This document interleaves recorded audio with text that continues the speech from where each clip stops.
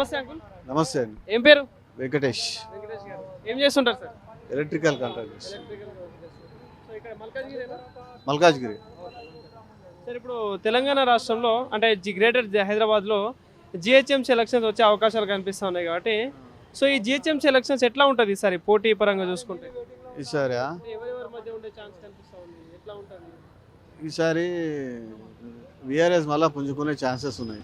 పుంజుకునే chance ఉంటుందా? Chances ఉన్నాయి. ఎందుకంటే ఎందుకంటే ఈయన మంచి చేస్తుండు కానీ అది ప్రజలకు తెలియట్లేదు. ఓకే ఓకే అదొక పాయింట్. పాత అప్పులు కప్పపుచ్చుతుండని కూడా వాళ్ళకి తెలియదు. ఓకే అదొకటి. చేస్తుండు మంచినే కానీ ఇటు తెలుస్తలేదు. వీళ్ళు ఏంటంటే స్కీమ్లకు అలవాటు పడి ఉన్నారు అబ్బా జనాలు, సోమరిపోతులేక అయిపోయారు. దానివల్ల ఏమైపోతుంది, వీళ్ళ స్కీమ్లు ఇవ్వడానికి ఆయన ఇచ్చిండని ఈయన ఇచ్చుడు, ఈయన ఇచ్చిన ఆయన ఇచ్చుడు అని చెప్పి తెలంగాణ అప్పులపాలు అయిపోతుంది. ఫస్ట్ మాట చెప్పాలంటే అది జరుగుతుంది. ఇంకోటి ఏంటంటే ఇక్కడ ఏది గెలుస్తుంది అనేది ఇక మనము వీళ్ళిద్దరు కొట్లాడుకొని మూడోకి ఛాన్స్ వచ్చే ఉన్నది. ఇద్దరు కొట్లాడడం వల్ల బీజేపీ ఛాన్స్ ఉంటుంది అనుకుంటున్నా. నా గెసింగ్ పరిస్థితులు అట్లా అనిపిస్తున్నాయి. అదే అనమాట ఛాన్స్. ఎందుకంటే ఇద్దరు కొట్లాడడం వల్ల ఏమైతే అవుతుంది, పక్కోడికి లాభం అవుతుంది. అది పాలిటిక్స్ అవుతుంది. జనాల్లోకి ఈ మార్పు అనేది వచ్చిందంటారా? అంటే ఇంతకుముందు కేసీఆర్ను చూసి ఇప్పుడు రేవంత్ రెడ్డిని చూసిళ్ళు కాబట్టి ఇప్పుడు పక్క రాష్ట్రాలలో ఏం జరిగింది, అంత పెద్ద బెంగాల్లోనే వెస్ట్ బెంగాల్లో ఒక లేడీ మొత్తం అల్టిమేట్గా ఎన్నిసార్లు సీఎం అవుతూ వస్తుంది. దాన్ని ఒక నరేంద్ర మోదీ గారు దాన్ని చూసి అట్లెట్లా అయింది అని చెప్పి చూసి ఇవి కరెక్ట్ గెలుస్తుందా లేకుంటే ఇండైరెక్ట్గా గెలుస్తుందా అనేది చూసి దృష్టి సారించి దాన్ని ఎలా తీసుకొచ్చిండు, అదే ఒక మంచి విషయమే కదా. దాని ఆ ప్రభావం ఉంటుందా మరి ఈసారి తెలంగాణ ఎన్నికల మీద? అంటే ఆయన ఫోకస్ చేయాలి ఇప్పటి నుంచి. చేస్తే ఖచ్చితంగా బీజేపీ కొడుతుంది ఇక్కడ. ఎందుకంటే ఒక ఇదే ప్లేస్లో ఒక సీఎం కూడా గెలిచిండు ఒకప్పుడు. ఇదే కాన్స్టిట్యున్సీ నుంచి ఒక రేవంత్ రెడ్డి గెలిచిండు, ఒక ఈటెల రాజేందర్ కూడా గెలిచిండు ఇదే ప్లేస్ నుంచి. కాబట్టి ఇక్కడ ప్రజలు ఏం చేస్తారంటే చాలా మేధావులే ఇక్కడ. వాళ్ళు ఏం ఆలోచిస్తారంటే నెక్స్ట్ బీజేపీ వచ్చే ఛాన్సెస్ ఉన్నాయి.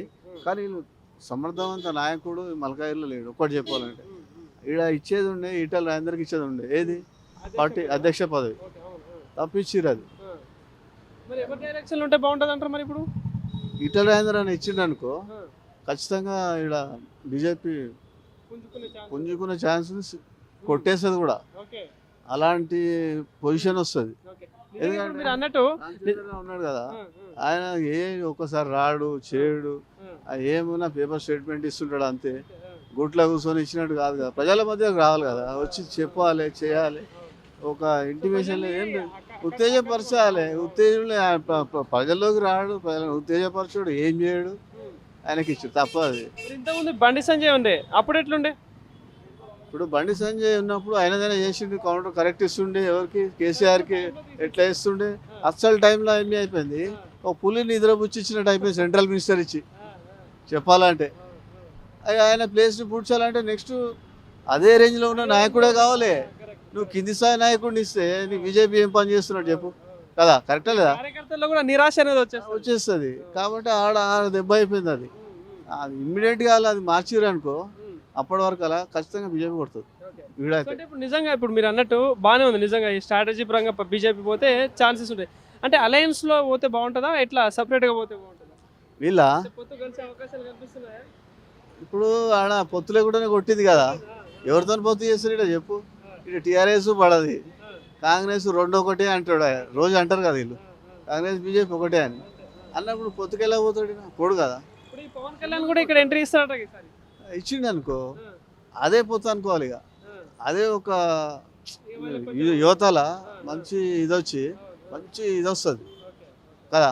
సో మరి ఇప్పుడు ఇదంతా బాగానే సార్, నిజంగా మాట్లాడుకున్నాం, మంచిగా చెప్పిళ్ళు. సో ఇప్పుడు తెలంగాణ రాష్ట్రంలో ఉన్న కాంగ్రెస్ ప్రభుత్వం పరిస్థితి ఎట్లా ఉంది అసలు?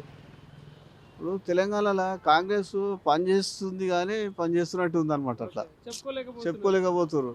అది కాంగ్రెస్ ఆయన గవర్నమెంట్కు ఒక విధమైన ఇండైరెక్ట్గా మాత్రం మంచి ఆస్తులు సంపాదించి పెడుతుండు, కాదంటలేము. కానీ అదేమైపోతుంది, అందులో పేదోళ్ళు కూడా బలైపోతారు అనిపిస్తుంది. ఎందుకంటే అది కొట్టే టైంలో పక్కన కొట్టకపోతే ఆయన నాది కొడతలే కొట్టేస్తలేరు మీరు ఏంది అని చెప్పేసి ఆ హైడ్రా వల్ల ఆయనకు ఆయన గవర్నమెంట్ మంచి జరుగుతుంది కానీ పార్టీకి మాత్రం మంచి జరుగుతలేదు అనుకుంటాను నేనైతే. ఈ పథకాల సంగతి ఏంది మరి, అంటే అందుతున్నాయా? 6 గ్యారెంటీలు అన్నారు కదా. 6 గ్యారెంటీలు అంటే ఇప్పుడు ఆయనకు ఆల్రెడీ ఆయనకు అప్పులు ఖజానా కాలై ఉన్న వ్యక్తి కేసీఆర్ అంతా అప్పు చేసిపోయిండు అని చెప్పేసి అంటుండే. చేసిండు, ఆయన కూడా అప్పులు చేసిండు కదా, చేసిండు దాంతోపాటు ఖజానా ఖాళీ అయిపోయి ఉన్నది. ఆయన దాన్ని తీసడానికే 1.5 year సెట్ చేసుకోవడానికే పట్టింది. ఇక ఆయన హామీలు నెరవేర్చాలంటే ఇక కొద్ది గొప్ప చేయాల్సింది, ఆయన మొత్తం మీద ఫుల్ఫిల్ చేయలేడు కదా. ఎందుకంటే ఇప్పుడు ఇంట్లో కుండలు అన్నం లేని ఆయన ఏం చేస్తాడు, ఎంతమందికి పెడతాడు చెప్పు, ఉన్నదాంట్లో అడ్జస్ట్ చేసుకోవాలంటాడు. గంతే పరిస్థితి మన రాష్ట్రంది. మరి ఇప్పుడు ఈ మల్కాజిగిరి ఏరియా చూసుకుంటే ఇక్కడ మరి ఈ జిహెచ్ఎంసీ ఎలక్షన్స్ వస్తే సో మరి ఎట్లా ఉండే అవకాశాలు కనిపిస్తామని, ఎవరి మధ్య ఏంది అసలు? కార్పొరేట్ ఎలక్షన్లో ఎవరు గెలుస్తారు అనేది ఖచ్చితంగా తెలుస్తుంది. అంటే ఇప్పుడు కాదు ఇప్పుడు వచ్చిన దాన్ని బట్టి బీజేపీ వాళ్ళు అలర్ట్ అయిపోవాలి, ఇప్పుడు కార్పొరేట్ ఎలక్షన్లో బీఆర్ఎస్ కూడా వచ్చే ఛాన్సెస్ ఉన్నది. ఎందుకంటే ఈయన మీద చాలా అలిగి ఉన్నారు సార్ మీద. ఎందుకంటే ఆయన చేస్తుండు కానీ ఇక ఈ పక్క ఉన్నాడు. రోజు నేను అట్లీస్ట్ స్టేట్మెంట్ చూసాం కదా, ఎవరు మన ఆయన వాళ్ళ డైరీ ఉన్నది మొత్తం మల్కాజిగిరి కాదు, హరీష్ రావు రోజు ఉట్టి అవి ఇవి చెప్పి పేపర్ స్టేట్మెంట్ ఇచ్చుకుంటా టైం పాస్ చేస్తుండు కానీ కాదు, తప్ప నమ్మదాలు అయినాయి. కాకుండా ఇంకోటి ఏంటంటే ఈ యొక్క గవర్నమెంట్ ఈయన రావాలనుకో కొత్త ఏమన్నా అంటే పథకాలు ఇవ్వద్దు, ప్రజల లోపలికి పోయి ఒక ఇది చేయాలి. అక్కడ విజయ్ చేసిండు చూడు తమిళనాడులో, ఆయన ఏం పైసలు ఏం పెట్టలేదు, ఒక కొత్త వ్యక్తి కోసం ఎదురు చూస్తారు ఈడ కూడా.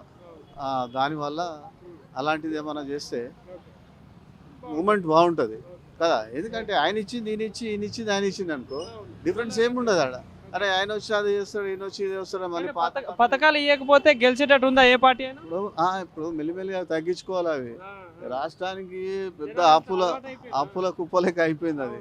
కాబట్టి కమింగ్ జనరేషన్కి ఇబ్బంది, ఆస్తులు లేకపోతే కూడా ఇబ్బంది, గవర్నమెంట్ ఆస్తులు లేకపోతే. అదైతేనే ఫుల్ఫిల్ చేస్తుండు ఇంతో అంత రేవంత్ రెడ్డి, అది పర్లేదు అనుకో.